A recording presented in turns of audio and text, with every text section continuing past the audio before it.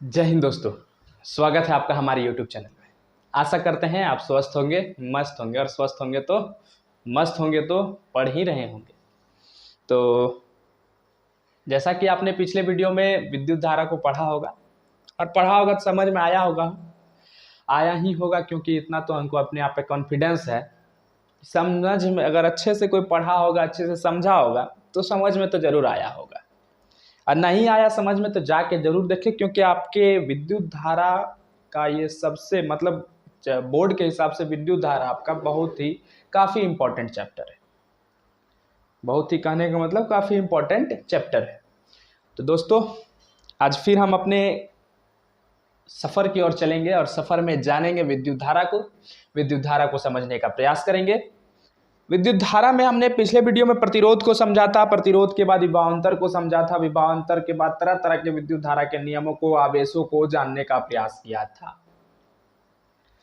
ठीक, आज के वीडियो में हम, जैसा कि पिछले कथनानुसार हम बोले थे कि ओम के नियम से शुरू करेंगे, तो आज ओम के नियम को शुरू करते हैं बिना किसी देरी के साथ, और ओम के नियम को समझने का प्रयास करेंगे। तो चलिए, बिना किसी देरी के साथ आज अपने क्लास को हम शुरू करते हैं, और फिर से आप अपने दिमाग को एकाग्रचित एक जगह पर कंसंट्रेट कर दीजिए। एक जगह पर आइए, पढ़ते हैं, जानते हैं, सीखते हैं, हंसते खेलते हुए पढ़ लेंगे।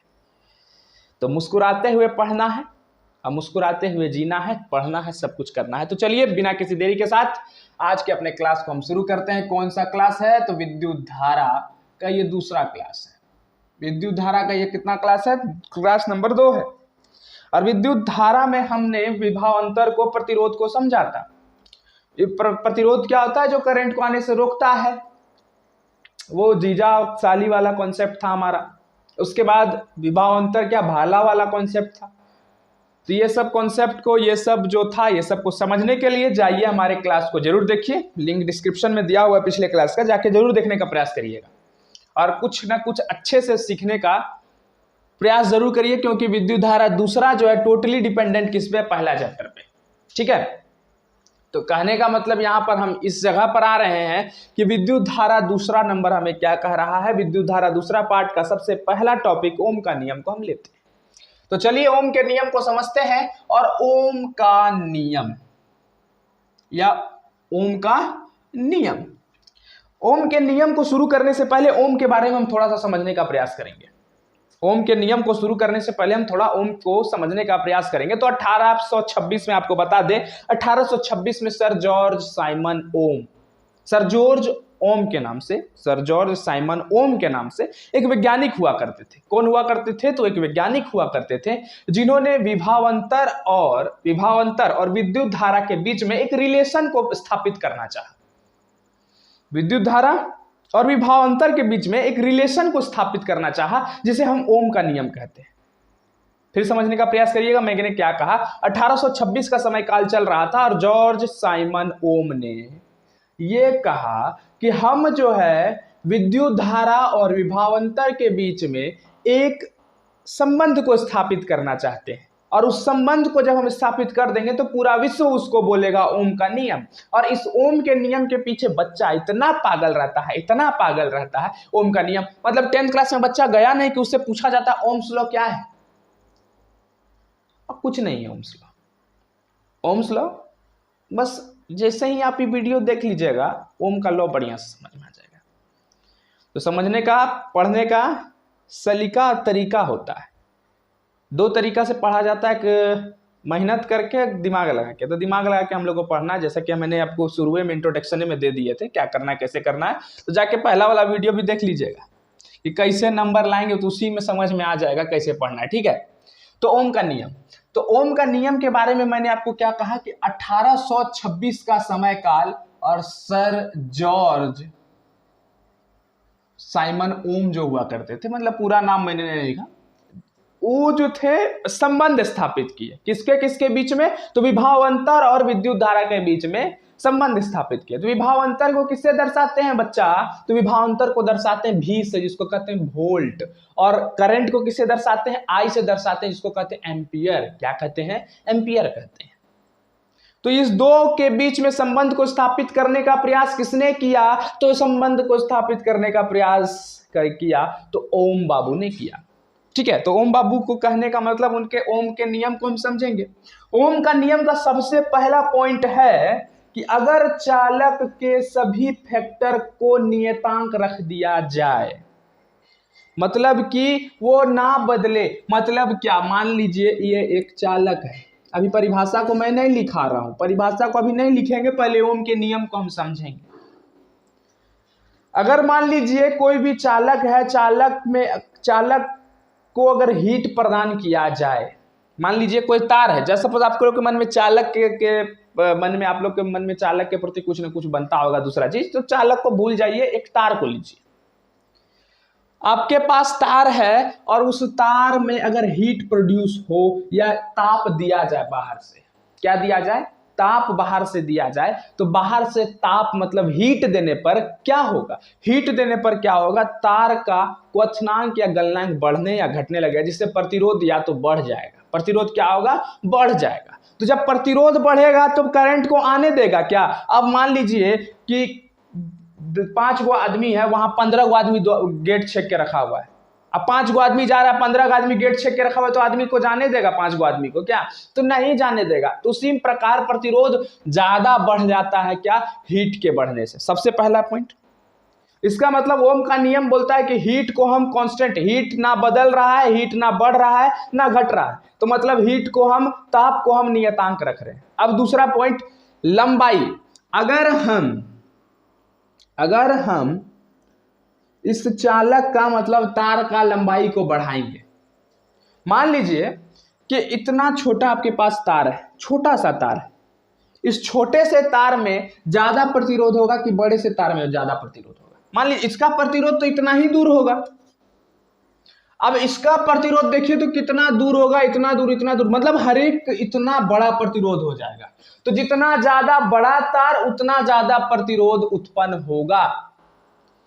समझ में आया क्या कहना चाह रहे हैं, मतलब जितना ज्यादा प्रतिरोध, मतलब जितना ज्यादा बड़ा तार उतना ज्यादा प्रतिरोध। तो इसका मतलब ओम का नियम दूसरा पॉइंट भी यह कहता है कि हम लंबाई को भी क्या, लंबाई को भी कांस्टेंट रख रहे हैं। कांस्टेंट कहने का मतलब नियतांक रख रहे हैं। नियतांक कहने का मतलब क्या हुआ, नियतांक कहने का मतलब हुआ ना तो ये बढ़ रही है ना तो ये घट रही है।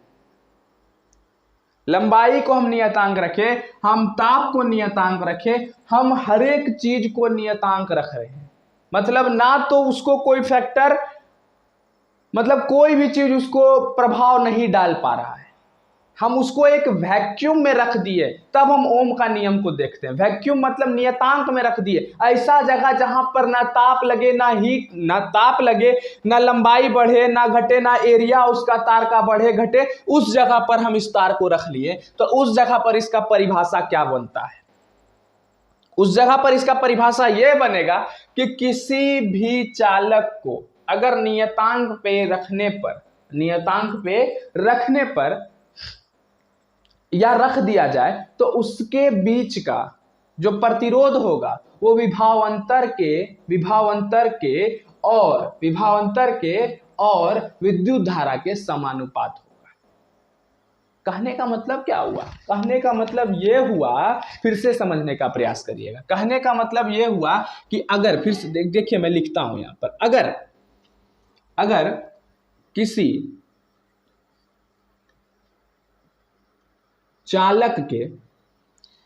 किसी चालक के सभी नियतांक को, सभी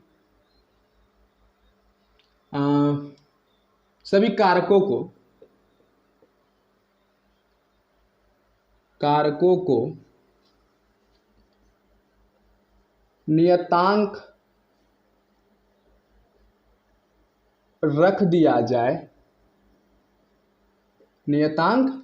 रख दिया जाए, तो अगर किसी चालक के सभी कारकों को नियतांक रख दिया जाए, क्या कर दिया जाए, अगर किसी चालक के सभी कारक मतलब लेंथ हो गया, हीट हो गया, एरिया हो गया, वो सब चीज को हम एकदम एक जगह पर स्टोर कर दे, एक जगह पर रख दे, ऐसा जगह पर रखे जहां पर उसको ना बढ़ रहा है ना घट रहा है, तो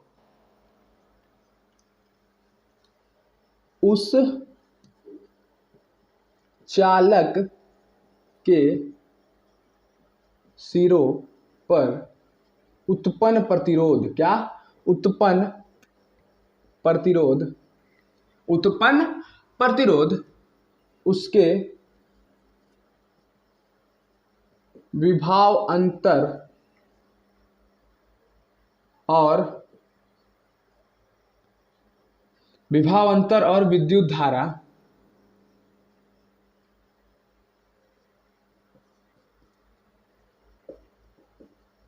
समानुपात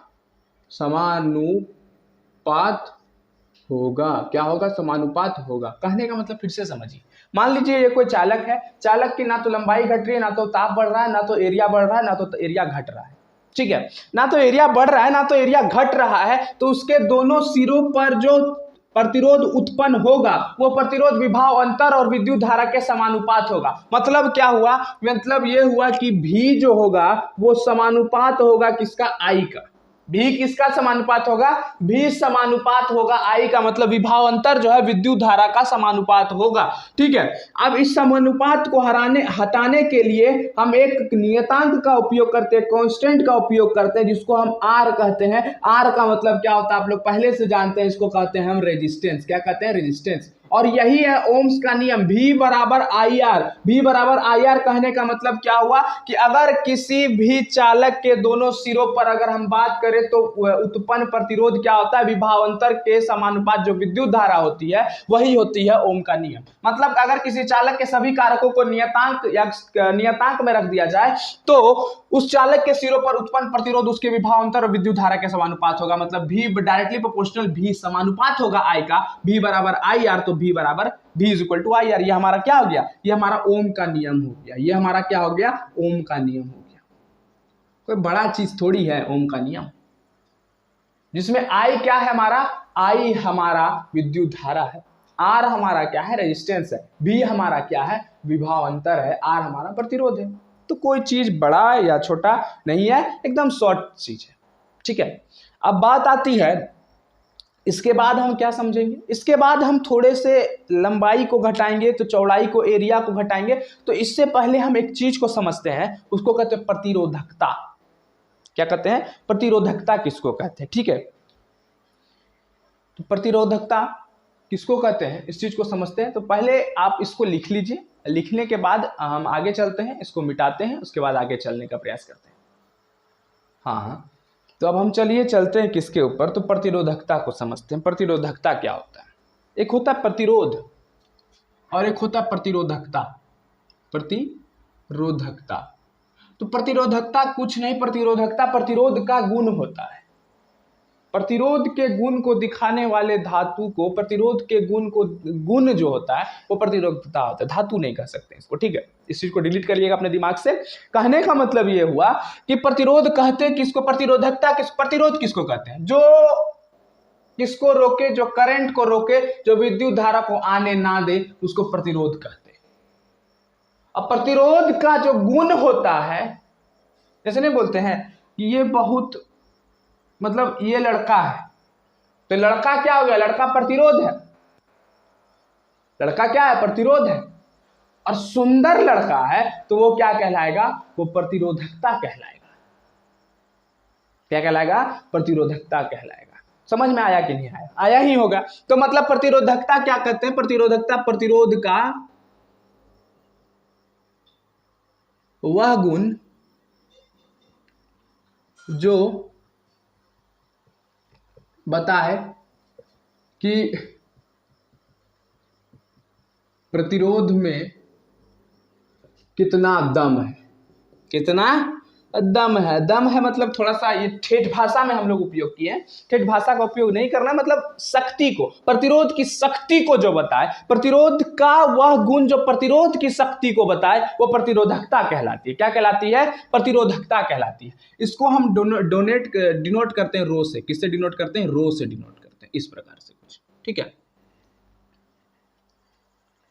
कैसे डिनोट करते हैं? इससे डिनोट करते हैं। ठीक है, तो ये सब चीज को अपने दिमाग में रखना है। प्रतिरोधकता क्या है? तो प्रतिरोधकता प्रतिरोध का वह गुण जो प्रतिरोध की शक्ति को बताए, वो प्रतिरोधकता कहलाती है। तो प्रतिरोधकता के कुछ नियम हैं।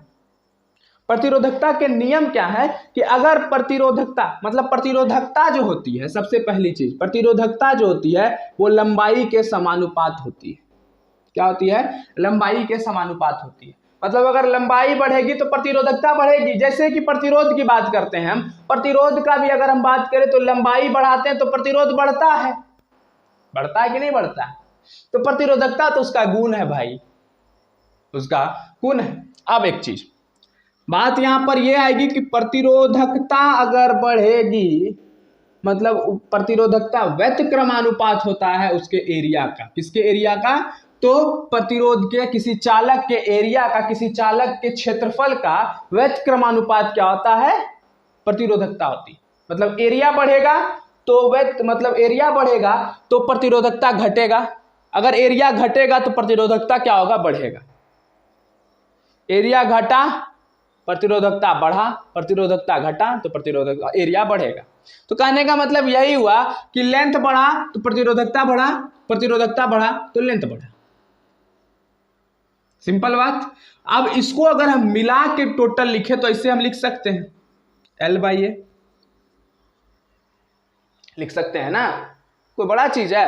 अब इसको हटाने के लिए हम प्रयोग करते हैं R का, तो ये हमारा फॉर्मूला बन के आ जाता है प्रतिरोधकता बराबर रेजिस्टेंस गुने प्रतिरोध गुने लंबाई बटे क्षेत्रफल, लंबाई बटे क्षेत्रफल। और यही हमारा प्रतिरोधकता का फॉर्मूला है। और ये बहुत इंपॉर्टेंट चीज है बच्चा, इसको हम ऐसे भी लिख सकते हैं R बराबर प्रतिरोध बराबर प्रतिरोधकता गुने L/A।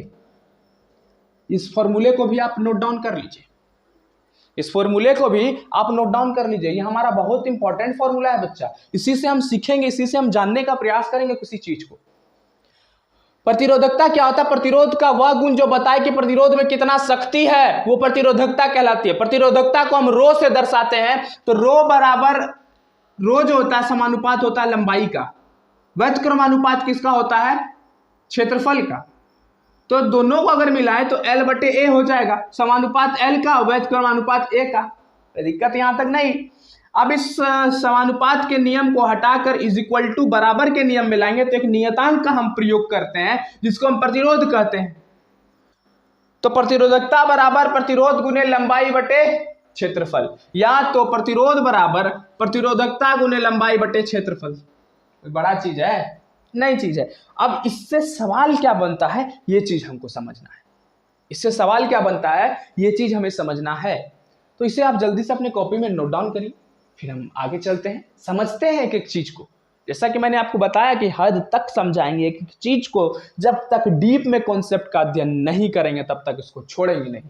तो जब तक तोड़ेंगे नहीं तब तक छोड़ेंगे नहीं, वही वाला कॉन्सेप्ट यहाँ पर हमको अपनाना है। हाँ, तो प्रतिरोध का हमारा फॉर्मूला एक बन के क्या आया? तो प्रतिरोध का हमारा दो फॉर्मूला बना। एक तो हम V बराबर IR से अगर निकाले तो R बराबर V/I, ये प्रतिरोध का एक फॉर्मूला बना। और एक फॉर्मूला बना प्रतिरोध बराबर रो L/A। ये दो फॉर्मूला हमारा बना। इस दो फॉर्मूले से, इससे तो सवाल भर भर के बनेगा, लेकिन इससे सवाल क्या बनेगा इस चीज को पहले समझते हैं, ठीक है? तो इससे सवाल को हम समझेंगे। देखिए, सवाल थोड़ा ट्विस्ट करके देगा, हम अपने थोड़ा सा आपको सवाल दे रहे हैं और थोड़ा सा आप लोग पहले अपने पॉज करके कॉपी में बनाने का प्रयास करिएगा, ठीक है? तो सवाल यह है कि अगर किसी चालक के लंबाई को 2 गुना कर दिया जाए, अगर किसी चालक के लंबाई को 2 गुना कर दिया जाए और उसके क्षेत्रफल को 4 गुना कर दिया जाए, उसके क्षेत्रफल को 4 गुना कर दिया जाए, तो रेजिस्टेंस पर क्या प्रभाव पड़ेगा, प्रतिरोध पर क्या प्रभाव पड़ेगा? तो चलिए समझते हैं सवाल को। सवाल है कि अगर किसी चालक के लंबाई को 2 गुना कर दिया जाए तो, और उसके क्षेत्रफल को 4 गुना कर दिया जाए तो प्रतिरोध पर क्या असर पड़ेगा? प्रतिरोध क्या होगा या असर पड़ेगा, जो होगा उस चीज को हमको समझना है। देखिए सवाल बहुत बढ़िया है, बोर्ड के एग्जाम में आने का इसका बहुत संभावना है। इसको वीवीआई की संज्ञा भी आप दे सकते हैं। इस बोर्ड में सवाल बनता ही बनता है इससे कि अगर किसी चालक के लंबाई को 2 गुना या 4 गुना 5 गुना 8 गुना 10 गुना 12 गुना उसके एरिया को घटा दे बढ़ा दे जो कर दे, ये सवाल बनता है। तो एक ही सवाल से हम डील करते हैं एक एक चीज को, ठीक है। अब देखिए कह रहा है कि लंबाई को 2 गुना कर दिया गया। लंबाई को 2 गुना मतलब इस फॉर्मूले पे हम पुट करते हैं तो लंबाई 2 गुना कर दिया गया, कोई दिक्कत। अब कह रहा है कि उसके क्षेत्रफल को 4 गुना कर दिया गया, तो 4 गुने उसका एरिया, ठीक है। अब हमसे पूछ रहा है प्रतिरोध पर क्या असर पड़ेगा, तो इसको पहले काटते हैं तो हाफ हो गया। अब हाफ हो गया तो उसके प्रतिरोध पर क्या असर पड़ा, तो इस चीज को पहले देखना है हमको। आर बराबर हाफ गुने रो एल बटा ए, मतलब उसका प्रतिरोध क्या हो जाएगा, उसका प्रतिरोध जो है पहले से, अब देखिए पहले से हम समझते हैं। एक ये हमारा ये क्या निकला, ये यहां से हम इस चीज को निकाले जो हमारा क्वेश्चन बोला, ठीक है। अब दूसरा जगह पे देखते हैं। दूसरा जगह ये है कि दूसरा हमारा सवाल जो कॉन्सेप्ट है यही कॉन्सेप्ट है कि आर बराबर रो एल बटे ए होता है, ये फॉर्मूला होता है हमारा। तो देखिए तो इतना दूर हमारा यही फॉर्मूला है कि नहीं है, तो मतलब R बराबर 1/2 आर डैश कह सकते हैं इसको, मान लीजिए आर डैश जो अलग है आर है। तो इसका मतलब प्रतिरोध पर यह असर पड़ा कि रेजिस्टेंस जो है किस क्या हो गया, आधा हो गया। मतलब क्या, अगर किसी चालक के लंबाई को हम 2 गुना कर दें और उसके क्षेत्रफल को 4 गुना कर दें तो हमारा रेजिस्टेंस, हमारा प्रतिरोध क्या हो जाएगा, आधा हो जाएगा। क्या हो जाएगा, आधा हो जाएगा। अब मान लीजिए एक और सवाल देते हैं।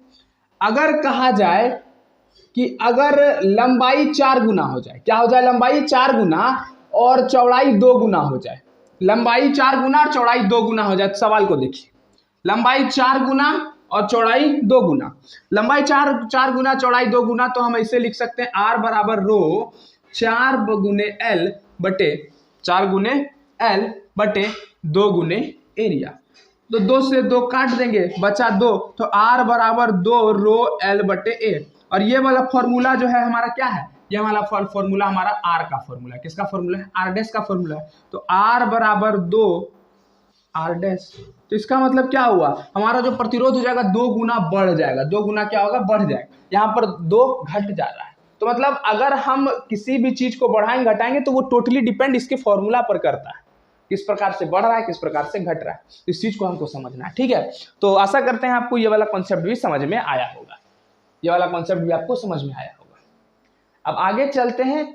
आज के लिए हम अपने क्लास को यहीं पर रखते हैं, ठीक है। आगे नहीं चलेंगे यहाँ से, थोड़ा सा तबीयत ठीक नहीं लग रहा है, जिसके कारण आज का क्लास हम ज़्यादा देर तक नहीं ले पा रहे हैं। और आने वाला जो क्लास है उसमें हम थोड़ा सा आपको खींच देंगे और उसमें समझेंगे श्रेणीकरण समूहन, समानांतर समूहन, वो सब चीज़ को समझने का प्रयास करेंगे, ठीक है। तो आज के लिए हम इतना ही रखते हैं और धीरे धीरे से पढ़िए, अच्छे से पढ़िए, बढ़िया से पढ़िए, जान लगा दीजिए या तो जाने दीजिए, ठीक है। तो आज के क्लास में अगर कुछ ऊपर नीचे थोड़ा बड़ा होगा तो उसके लिए डिसऑर्डर के लिए मैं क्षमा चाहता हूँ। थोड़ा सा बैलेंस नहीं हो पा रहा है बॉडी, जिसके कारण आज के क्लास को हम यहीं पर रखते हैं। तो चलिए, तब तक के लिए धन्यवाद। जय हिंद।